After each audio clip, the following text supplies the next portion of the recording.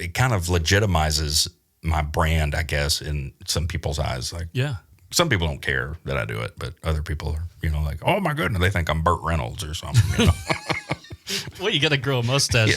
Well, yeah, I have one a lot of times. Steve, he knows what he sees me in Texas. Yeah, you're right. I usually have the mustache and a cowboy hat. All right, today we have Justin Terry in the studio. Justin Terry is from Knoxville, Tennessee. He's touring through the Midwest, eventually making it up to the Dakotas. He stopped in to do a couple songs to chat about him, his acting career, his music career.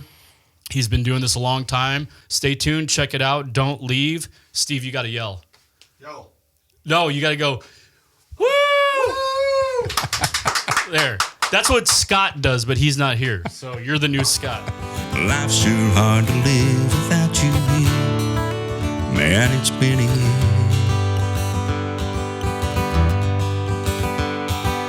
Life's too hard to live without you here. Man, check it's it out. been Pretend a like, year. well, this is awesome. You're an actor. Yeah. You're an actor. All right, let's get started. Justin Terry, thank you for coming in. Yeah, thanks a lot, Jason. How was Good the to be trip? here. Man, it was long way from Knoxville, Tennessee to get up here. 10 It's hours. great. Right? Yeah, 10, 11 hours, but I've got a motorhome, towing a car. Oh, really? I've got my 90-pound dog with me. Whoa, why didn't you bring the dog in here? Yeah, I should have. What kind of Just gonna dog? set it- It's a Bernadoodle. Dude. He's a big guy. That's like my favorite dog. What are the odds? That's awesome, man. We have a golden doodle, and she's a doll, but like not that big. Yeah. But those He's a Bernadoodles- big dog, man. He was 82 pounds forever. He just jumped up 6 pounds in the last 6 months or something like that. Sweet. Yeah. So he's a big boy. So you'll take your RV, pull a car behind it? Yeah, I do this about twice a year. So winter is my big time down in Texas. I go to Texas for a couple months, and then I go to Arizona for a couple weeks usually. That's kind of expanding more. So I take it there and just kind of set up a home, on wheels. It doesn't move a whole lot. It's fantastic. In the winter, and then same thing in the summer. I signed a contract to do this little residency gig in South Dakota in Custer State Park. So I'll take in the motorhome there and That's setting it where up. you're heading after this. Yeah. No Man, it's kidding. awesome. Yeah, I did it for the first time last year, and it was really, really cool. I mean, it was a great gig, and I worked like right across the street every night. I'd go do my show at the lodge, and the motorhome set up there, and it's gorgeous. I mean, I don't know if you've ever been to Custer State Park, but it's just one of the most beautiful places. There's buffalo walking through. Really? They might walk by the RV. Yeah, it's great, man. No, I'm into camping. We used to have a camper. We just couldn't find the time, but like that's a perfect situation for a guy like you. I mean, you don't need to stay in fancy hotels. You got and it's more comfortable anyway. Yeah, it's my own home, own towels, sheets, bed, exactly. utensils, It's Go, nice, you could man. go anywhere for a show. Yeah, at the drop of a hat. for sure. Yeah. Now we just need to figure out gas prices, but that's a whole nother No situation. kidding. Is it Yeah. a class A? It's a Class C, but it's got a gas engine in it. It's got the Ford Triton V10 engine in it. So is it the one where it has the bed above the? Right. Man, Yeah. I want one so bad. But it gets like 7 miles per gallon at best. Coming up here, it's a lot of uphill from Knoxville to Northern Illinois. Yeah. I got about 5.8, I think. Well, you have a gig here tonight in this area, and I know the guy that set you up for the gig. I know him personally, and he will make sure you're compensated for that gas mileage. Oh, yeah. I think there's a gas stipend that's going to be added to it. So well, and I'm maybe excited. some food, drinks. Yeah, I think the whole thing. Yeah, all of it. All right. Well, we got a lot to talk about. I want to make sure I'm respectful of your time because you do have a gig tonight, which is, I appreciate you coming in before that. Could you do like a formal introduction to the camera and just say your name, background info real quick? Absolutely. I'm Justin Terry. I'm from Knoxville, Tennessee. Full-time country singer now. Have been since 2019. Part-time actor. I do some television acting and commercials and stuff like that. And I am performing tonight for the first time in Northern Illinois ever in this part of the state. So I'm excited to do this podcast with my man Jason here. Yeah, great. Appreciate that. So then we'll do 2 songs after this. One of them's unreleased, which thank you. Yeah, man. I love Thank when we you. get the unreleased songs. Steve, thank you. I got to give a shout out to my friend Steve. He's the one that hooked us up. So let's get into it. So you've been releasing music for a long time. You have 5 studio albums out. Can you tell me what how this all became in 20, I think we said, 2015? 2012 was when my first solo album came out. And it was leading up to that. I don't know where you want me to begin in this, but my solo album came out in 2012, but I started in professional music in 2006 with a gospel quartet. That's where I began professionally. We recorded some albums, and I traveled the country with them for 6 years. And I just felt like God wanted me to go out on my own, so I recorded this record. And it's called Inspired, and it's got nothing but old gospel songs and hymns on it. This is the one in 2012. Okay, so Yeah. your first album. My first solo album, yeah, it was full of nothing but gospel music and hymns. And I did that. That album came out, and almost immediately I felt like God wanted me to go into country music, which was kind of bizarre to me. Well, not really. You got the voice for it. Well, the way that I was raised and just the environment around me was that if you had musical talent, you used it in gospel music and church, and that's it. Sure, Yep. yep. So that was kind of I guess an odd feeling when I felt like God wanted me to do that. But that album came out, and I was just singing in churches and singing gospel music, and I loved it and still love it. I do gospel music at every show that I do, and anyway, as the years went on, I started kind of transitioning and doing some more country music and singing songs about life, and there are certain things that I won't sing about, that I don't want to sing about. Like alcohol. I don't drink, so I don't sing songs that are You might be the alcohol first positive, You might be the first country artist not to, but that's fine. Yeah. That's fine. So, but that record came out in 2012, and then I did a record called Countrified in 2013, came out almost 2 years later. But yeah, man, my fifth album came out in 2024, and I haven't started recording anything new yet, but I'm still releasing singles off of the Long Way to Go album. I'm trying to do it one at a time because I still sell CDs. Yes. And I'm trying to drive people to buy physical copies, So there are some songs that you can only get on CD.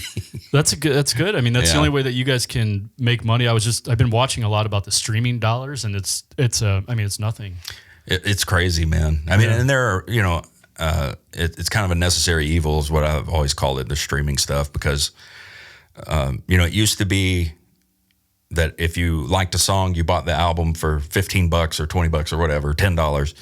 And then iTunes came out. And so if you like the song, you paid $1 for it. And then the streaming stuff started. And if you like a song, you stream it. You don't pay anything other than your monthly subscription. And the artist I get about a third of a penny for a stream. So if somebody loves a song and just plays it over and over and over, I might make a buck, It's frustrating. I know a lot of people are frustrated about it, but it's one of those things. I feel like if we can adapt, if musicians like you can adapt, there is a place for it. Because if you think about it, like we'll say like my mom or somebody that wouldn't have access to a CD or an album because maybe they don't go to your show and they don't want to buy it online and this and that, they can check you out on Spotify or whatever. So that's kind of like the top of your exposure to them.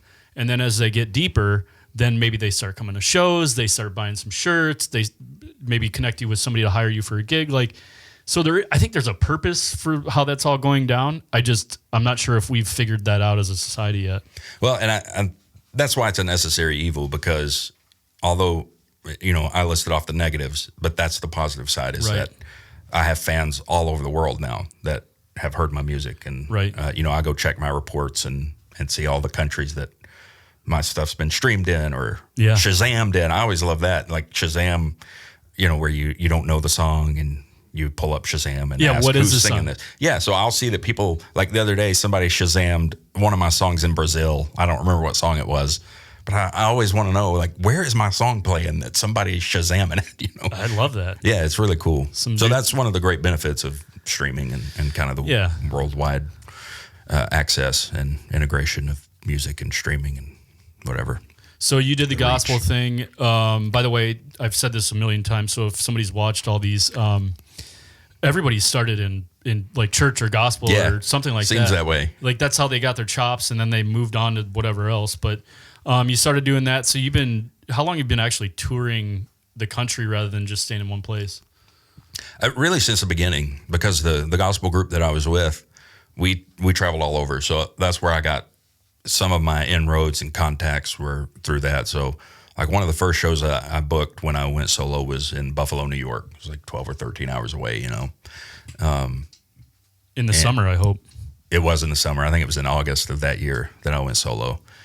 So I traveled a lot, even in the beginning. I would do some things locally, but it started out traveling a bunch, and it just kind of built, you know, kind of the standard. I did it. It grew every year, and I was still working a full-time job and grinding through the week on that, and then I'd go on the weekend and be gone, and it finally just got to the point where, you know, things were big enough that I could leave the job. So I did that in 2019. I quit and went into music full-time in February of that year. Good. I know you're working hard because you kind of have to, and it's a labor of love, but it's really cool too that you're able to go around these different areas of the country. I mean, yeah, it's awesome, man. I mean, I've seen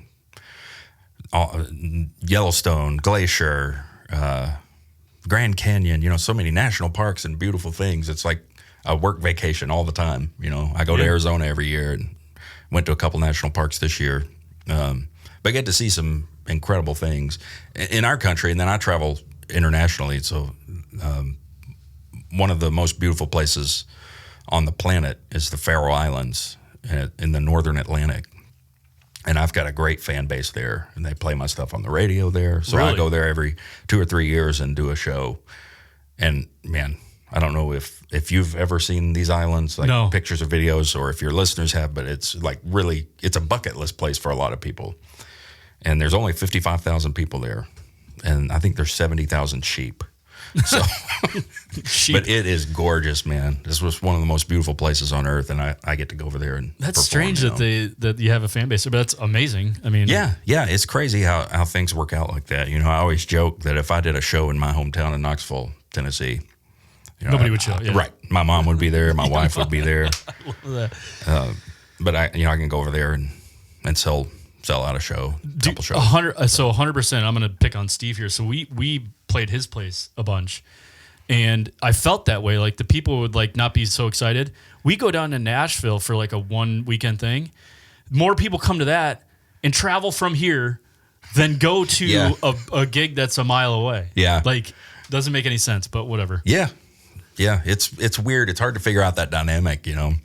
Well, yesterday, fact that we're talking about this, yesterday I saw a video of, what's that guy, that new country star, mustache? Zach Top. Yeah. Yeah. He was talking about how his agent in Nashville told him not to play bars. I saw that. Did you see oversaturate. That? Yeah. They limited his gigs. And that's the reason right there. Like, don't make yourself that accessible where you kind of like people get burnt out on you or you're easy to access. Yeah. Yeah, it was a brilliant move.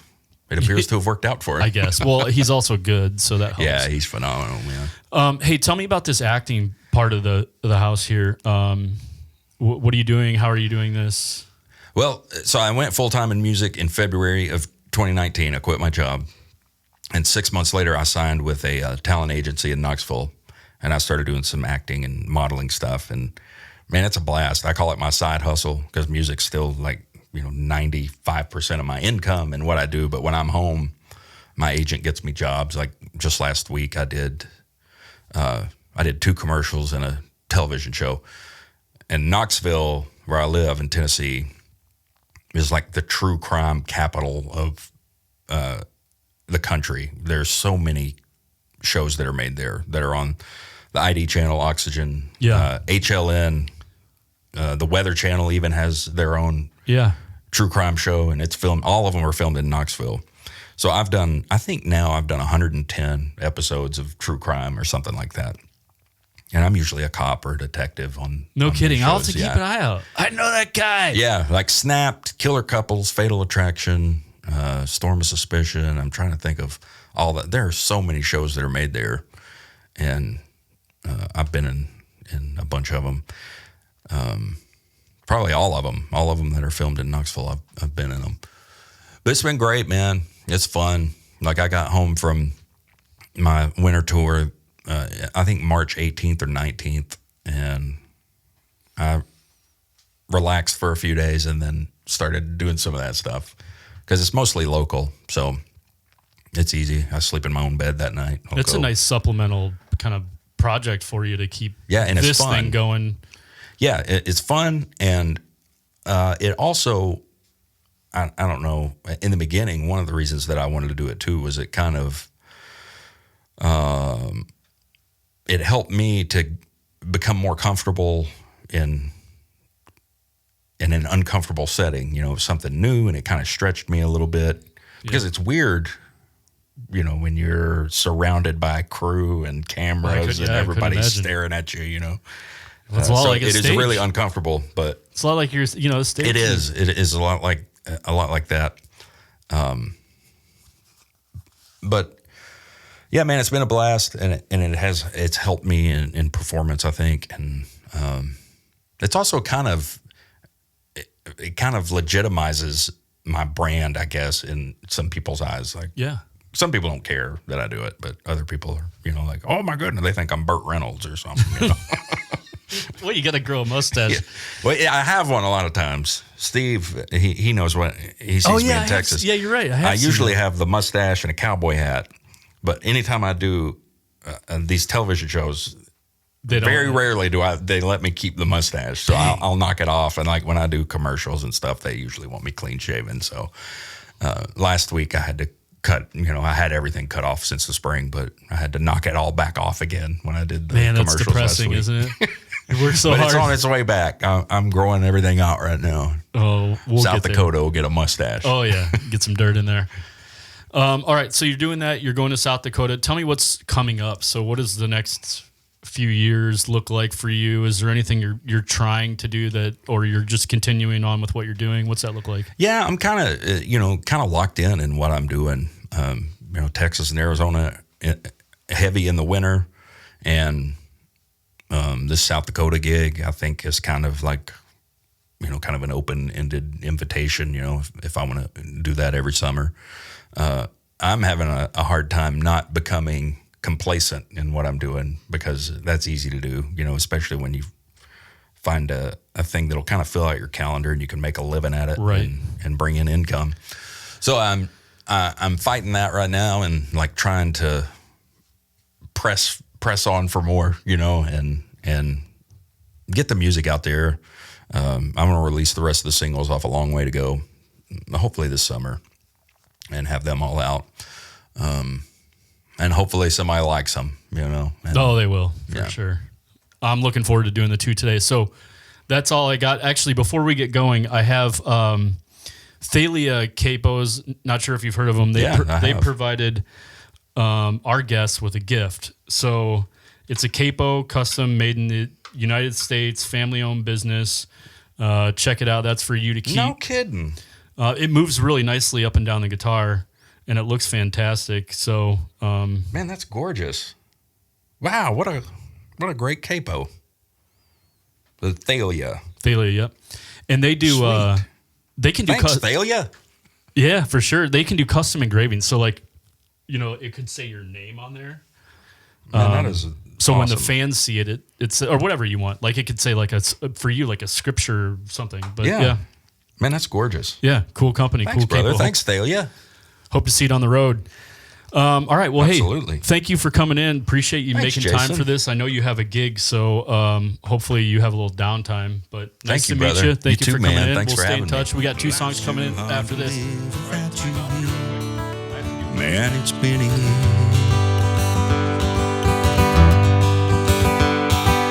Life's sure hard to live without you here. Man, it's been a year.